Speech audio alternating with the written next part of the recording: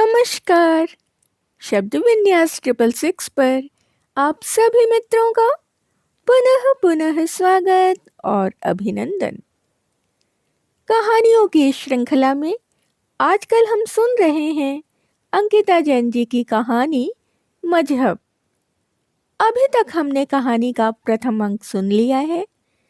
कहानी का द्वितीय अंक आज हम सुनेंगे और इसका तृतीय और अंतिम अंक शेष कहानी के साथ अगली बार हम सुनेंगे। तो सुनना प्रारंभ करें। प्यार, कितना छलिया है ये शब्द। बचपन से माँ बाप, भाई बहन, दोस्त सबके बीच रहता है। सुंदर सुंदर परिभाषाएं गढ़ता है। अपने नाम पर कितनी ही जिम्मेदारी और दुनियादारी इंसानों से निभवा लेता है। लेकिन इंसान के जवान होते ही वह अपना रंग बदल लेता है। फिर माँ बाप, भाई बहन, दोस्त आदि के लिए यह मात्र जिम्मेदारी रह जाता है, एक कर्तव्य रह जाता है और ढूंढने लगता है अपने लिए एक नया आका, जिसके कदमों में खुद को समर्पित करके ये खुद का होना सार्थक मानता है। अपने शाब्दिक मायने या फिर प्रेमी प्रेमिका और पति पत्नी के दायरे में सीमित कर लेता है। वो प्यार ही तो है जो इंसान को बड़े से बड़े दुश्मन को मात देने की ताकत देता है। और वो भी प्यार ही है जिसकी खातिर इंसान छोटी सी लड़ाई के सामने भी घुटने टेक देता है। वो प्यार ही है जो इंसान के दिमाग की जड़ों पर दीमक की तरह फैलकर उसे खोखला और पागल बना सकता है। और वो भी प्यार ही है जो अपने नाम पर इंसान के दिल में नफरत और जुनून का ऐसा बवंडर ला दे कि हर सीमा पार कर इंसान तबाही मचा दे। जूली भी इसी शब्द के छलावे में आ गई थी। दिल और दिमाग की हर ख्वाहिश अब बस वही उसी इंसान पर जाकर अटक जाती। अगर बात स्कूल जाने की होती तो जूली का मन करता कि बस तालाब की मेड़ ही स्कूल बन जाए, जहां उसका इंतजार किया जाता। बस वहीं बैठ वो उसे देख देख पूरा दिन काट दे और वहीं से घर आ जाए। मगर यह तो संभव न था, इसलिए बेमन से स्कूल जाती तो वहां भी मन न लगता। आखिरी कक्षा के छूटने का इंतजार उसने इतनी बेसब्री से तो कभी न किया था। तब के प्रेमियों को आज की तरह social media, WhatsApp, Facebook, Telegram की सुविधाएं न थीं। एक लैंडलाइन ही हुआ करता था, जिस पर भी सारा दिन अम्मा का पहरा रहता। पहरा न भी रहता तो कौन सा जूली को उसका फोन नंबर मालूम था। नंबर क्या, नाम ही अब तक नहीं जान पाई थी। वैसे भी नाम नंबर मालूम होते हुए भी कौन सा वह फोन कर ही लेती। भनक पड़ते ही मनोज बाबू टांगे ना तोड़ देते। तो क्या करती? बस ऐसे ही एक दूसरे को देखकर तो काम नहीं चलना था ना। बात तो करनी थी, मगर कैसे? स्कूल जाते या आते वक्त सहेलियों के बीच बात संभव नहीं थी। जूली हर रोज बस इसी उधेड़-बुन में लगी रहती कि क्या करे और कैसे रास्ता निकाले, कैसे बात करें। एक दिन स्कूल के बाथरूम में किसी जूनियर ने उससे कहा, मेरा नाम रूबी है, ये उसने तुम्हारे लिए भेजा है। जूली के हाथ में एक चिट्ठी थमाते हुए रूबी ने कहा, उसने उसने किसने? जूली ने अचानक मिली किसी चिट्ठी से चौंकते हुए पूछा। उसी ने जो रोज देखता है तुम्हें। रूबी ने कहा और हंसती हुई चली गई। बड़ा हिम्मती है, जूली ने खुद से कहा। वह तो रास्ता ही खोजती रह गई और उसने चिट्ठी भेज दी। चिट्ठी, फर्स्ट लव लेटर। इस ख्याल से जूली के भीतर गुदगुदाहट और चेहरे पर लज्जा उतर आई। उसके गालों पर लालिमा और धड़कन की रफ्तार में डर दौड़ रहा था। क्या है इस चिट्ठी में? किसी ने देख लिया तो? बाबा को पता चल गया तो? उस जमाने में प्यार के साथ घर वालों को पता न चल जाए का डर स्वादिष्ट भोजन के साथ बिल में लगे सर्विस टैक्स की तरह साथ आता था। जूली झट से फिर बाथरूम में घुस गई। चिट्ठी पढ़ने की उत्सुकता थी और उससे ज्यादा कोई देख न ले का डर। उसने चिट्ठी खोली, जो दिखने में वैद्य जी की पुड़िया की तरह बहुत छोटी तह में भेजी गई थी। इतनी बार मोड़ने की वजह से कागज में जगह जगह चौखाने बन गए थे। जूली ने कागज झटकारा और चिट्ठी पढ़ी। हेलो, जिस दिन से तुम्हें बालकनी में देखा है, मैं तुमसे बात करना चाहता हूँ। जूली चिट्ठी पढ़ रही थी, मगर उसका मन एक पुरुष की मन घड़ंत आवाज बनाकर उसके कानों तक वह चिट्ठी पहुंचा रहा था। तुमसे कैसे बात हो सकती है? क्या तुम्हारे घर के फोन पर बात हो सकती है? मैं कई सालों से सऊदी में था, कुछ दिन पहले ही वापस आया हूँ। क्या हम दोस्त बन सकते हैं? कुछ लाइन छोड़कर नीचे लिखा था, इकराम।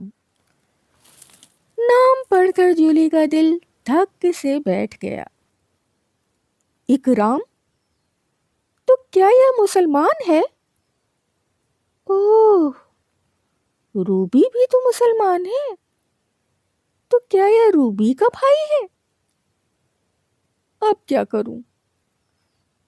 चिट्ठी पढ़कर जूली का दिल बैठा जा रहा था। एक मुसलमान लड़के से दोस्ती? दोस्ती नहीं, मैं तो उसे। आगे के ख्याल पर जूली के मन ने विराम लगा दिया। बाबा को जिस दिन पता चला, उसके अगले ही दिन जूली की शादी कर दी जाएगी।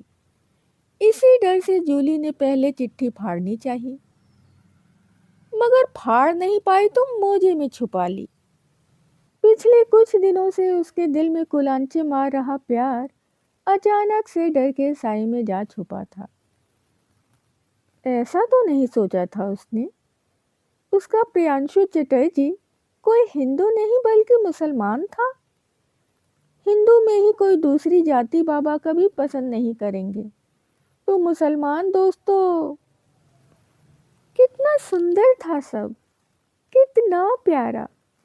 जिंदगी की पहली मोहब्बत, जूली और इकराम की मोहब्बत। वैसे किसी भी हिंदू मुस्लिम मोहब्बत को मोहब्बत करने वालों के नाम से पुकारने की जगह एक हिंदू और एक मुसलमान की मोहब्बत ही पुकारना चाहिए।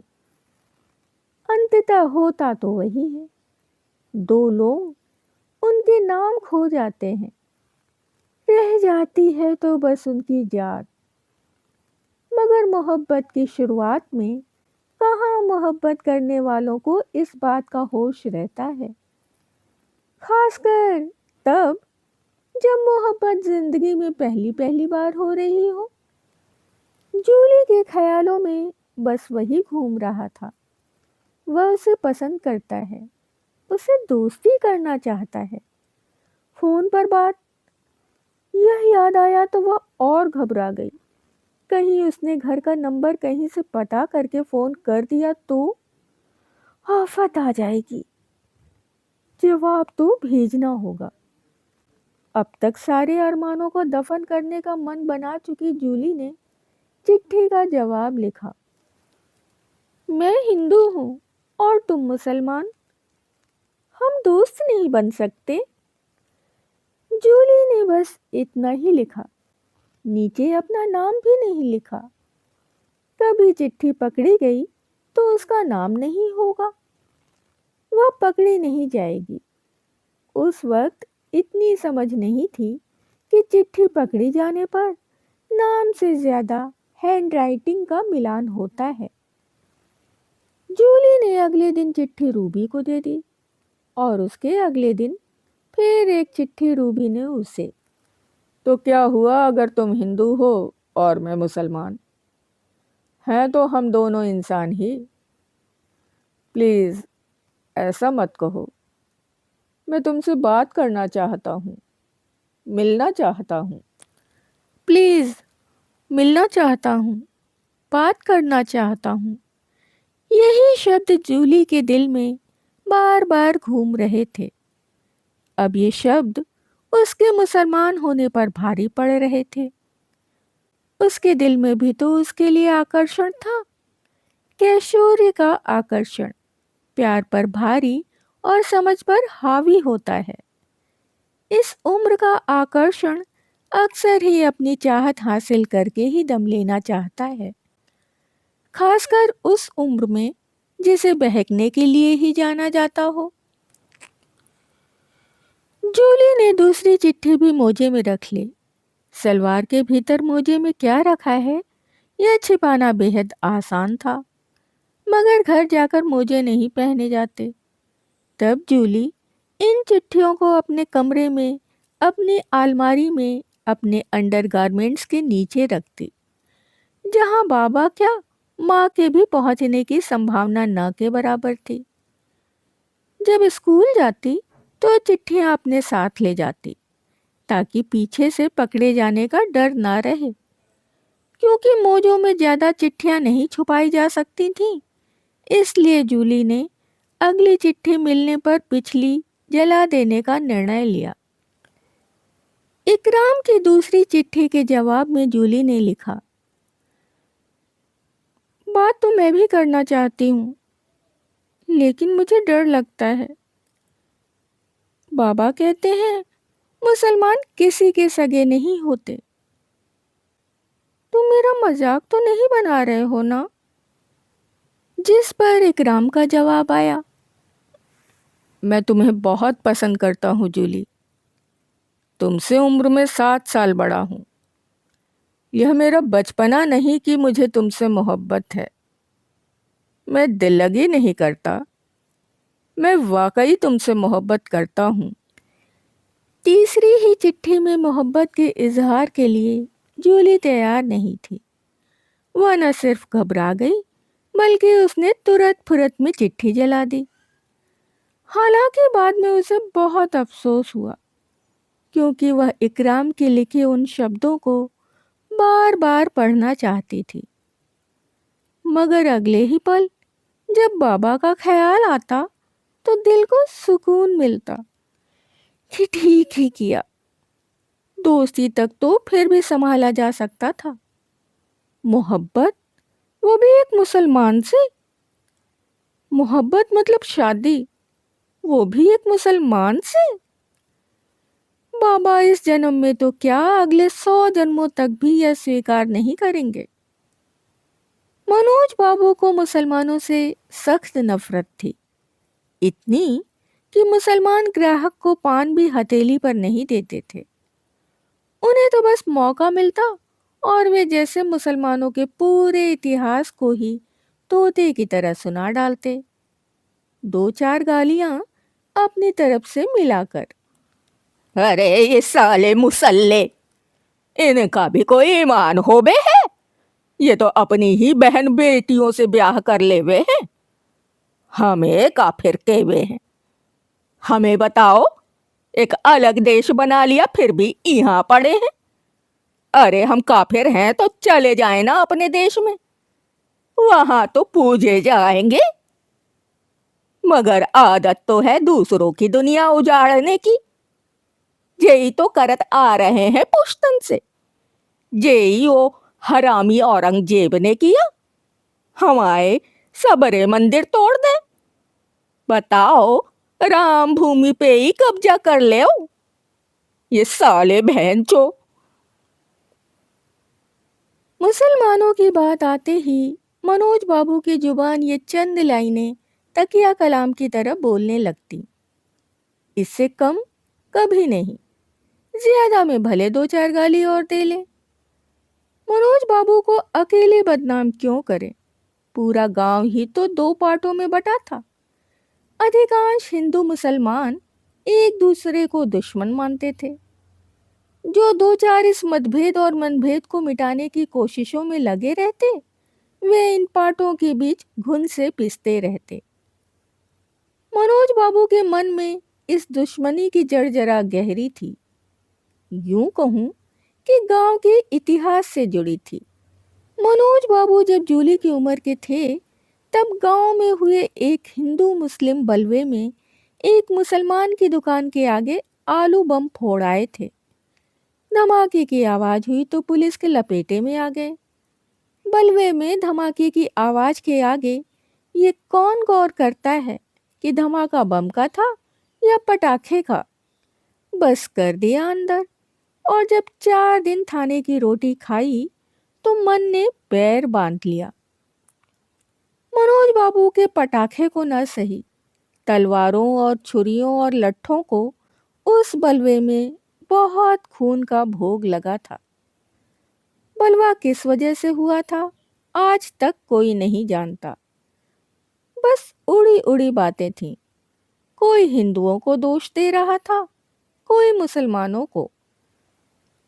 जूली अपने बाबा की इस कट्टरता को जानती थी, इसलिए उसने सोच लिया था कि अब कोई चिट्ठी नहीं लिखेगी। मोहब्बत की इजहार वाली चिट्ठी मिलने के बाद वह कुछ दिन तक तबीयत खराब है कहकर स्कूल भी नहीं गई। वह डर गई थी, इकराम का सामना नहीं करना चाहती थी। वह जानती थी कि तालाब की मेड़ पर इकराम उसका इंतजार करेगा। स्कूल न जाते हुए 3 दिन बीत गए थे। जब रात को बाथरूम के लिए बैल्कनी में गई, जूली से उछलता हुआ एक पत्थर आकर टकराया था। वह हड़बड़ाई और इधर उधर देखने लगी। नीचे इकराम खड़ा था। गहरी रात में चमकती पीली स्ट्रीट लाइट के धुंधलके में वह इकराम के जुड़े हाथों के साथ उसके चेहरे पर भी बेबसी के भाव पड़ सकती थी। अम्मा के खांसने की आवाज आई तो वह झट से पीछे हट गई। उसे याद आया कि इकराम ने कोई पत्थर फेंका था। ढूंढने पर पत्थर के साथ उसे चिट्ठी भी मिली। एक पल को जूली के हाथ पैर ठंडे पड़ गए। उसने घर में चिट्ठी फेंक दी। बाबा ने देख लिया होता तो अभी दंगा हो जाता। उसे इकराम की इस हरकत पे बहुत गुस्सा आया। उसने झट से चिट्ठी आंचल में खोस ली और अपने कमरे में चली गई। कमरे में पहुंचकर टॉर्च की रोशनी में उसने चिट्ठी खोली। लिखा था, मेरे साथ ऐसा मत करो जूली। मैं जानता हूं कि तुम भी मुझे पसंद करती हो। ठीक है, तुम्हें अगर मेरी मोहब्बत का इजहार बुरा लगा हो तो मैं माफ़ी मांगता हूँ, लेकिन मुझसे बात करना बंद मत करो। तुम्हारा नाराज रहना मुझे बहुत तकलीफ दे रहा है। जूली ने फुर्ती से चिट्ठी पढ़ी और टॉर्च बंद कर दी। खिड़की से कहीं किसी ने रोशनी चमकती देख ली तो थोड़ी देर बाद अंधेरे में फिर रोशनी चमकी। जूली ने टॉर्च जलाई और एक बार फिर चिट्ठी पढ़ी। कितना प्यार करता है वो मुझसे। मेरे नाराज होने से उसे तकलीफ हो रही है। घर में तो वो आज तक किसी से कभी नाराज ही नहीं हुई। उसे मालूम ही नहीं कि नाराज होने पर नखरा दिखाना कैसा होता है। लड़कियां नखरे नहीं करती, उसने तो हमेशा से यही सीखा है। मगर इकराम को मेरे नाराज होने से फर्क पड़ता है। उसने कहा है कि बात करना बंद मत करो। मैं नहीं लिखूंगी कि मैं भी प्यार करती हूँ। दोस्ती तो कर ही सकती हूँ। कौन सा शादी कर रही हूँ।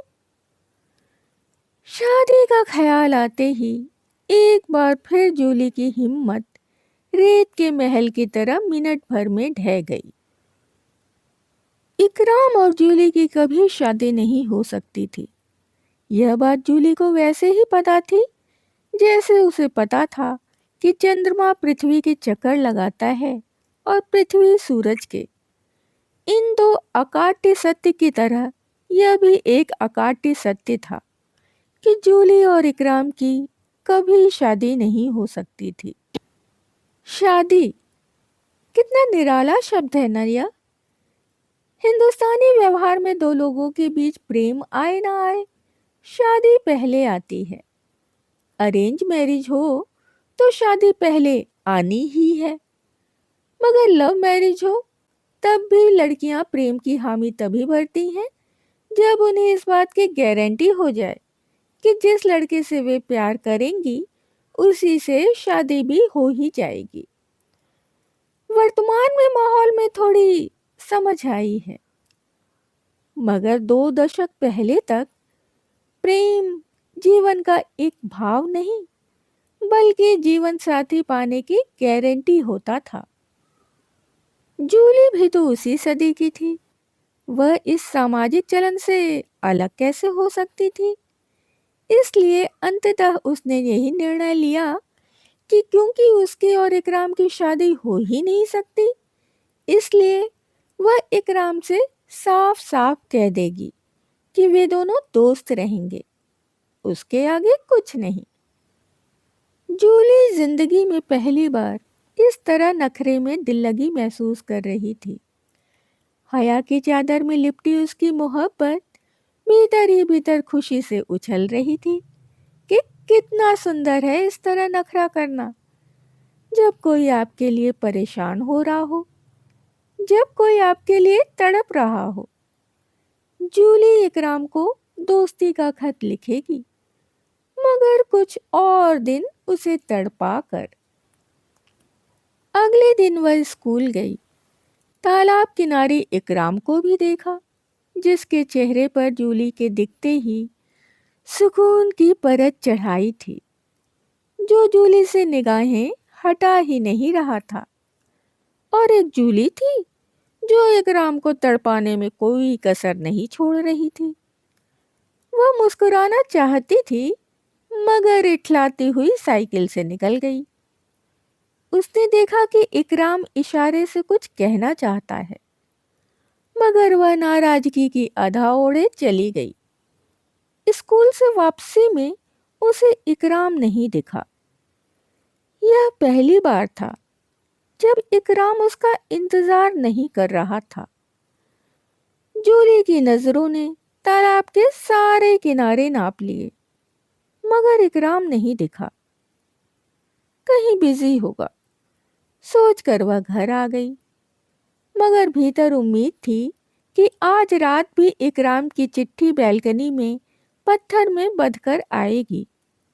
वह समय पर बैल्कनी में पहुंची, मगर ना इकराम दिखा न चिट्ठी। जूली बेचैन हो उठी। अब तड़पने की बारी उसकी थी। उसे लग रहा था कि इकराम उसे तड़पा रहा है।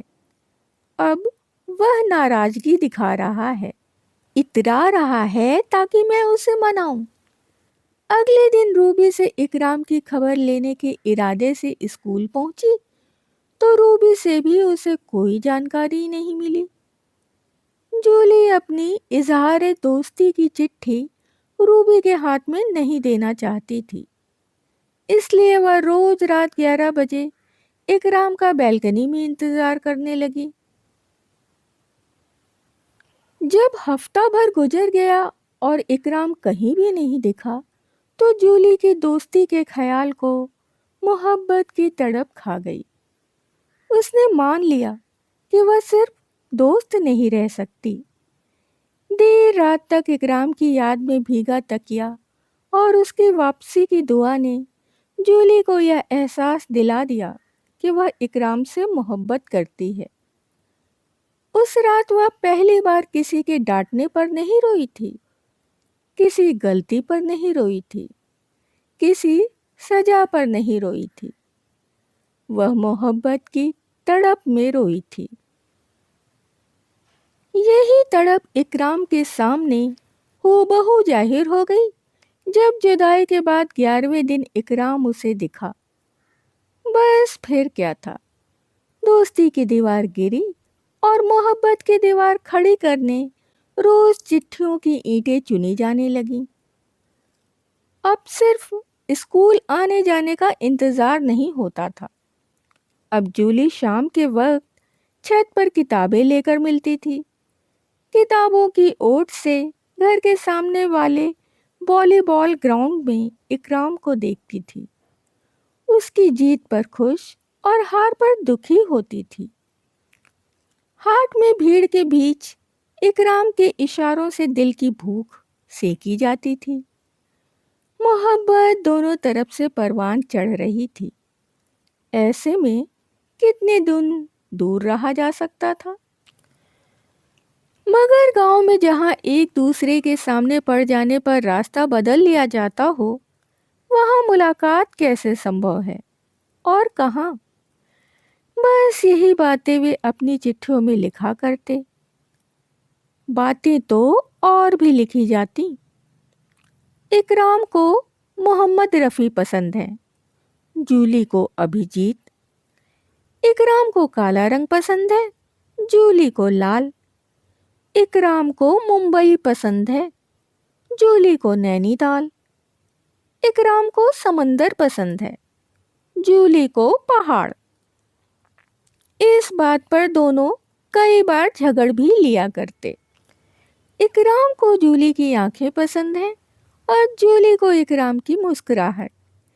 यह बात हर दूसरी चिट्ठी में होती।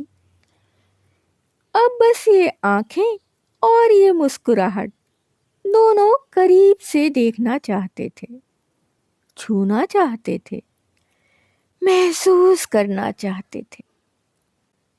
मगर इस छोटे से गांव में यह संभव नहीं। बस यही बात दोनों को उदास कर देती। साथ में एक डर भी तो हमेशा रहता। अभी आप सुन रहे थे अंकिता जैन जी की कहानी मजहब। शेष कहानी तीसरे और अंतिम अंक में सुनी जाएगी। कहानी आपको कैसी लग रही है? अपने विचार आप कमेंट्स के जरिए हमें भेज सकते हैं। यदि कहानी आपको पसंद आ रही हो तो आप इसे लाइक कर सकते हैं, मित्रों और परिवारजनों में शेयर भी कर सकते हैं। जो भी नए सदस्य चैनल पर आए हैं वो चैनल को सब्सक्राइब कर लें और बेल आइकन को दबाना बिल्कुल भी ना भूलें। कहानियों और उनके प्रस्तुतिकरण से संबंधित यदि कोई विचार, सुझाव, आलोचना या फरमाइश आपके पास हो तो उसे कमेंट्स के जरिए हम तक आने दें।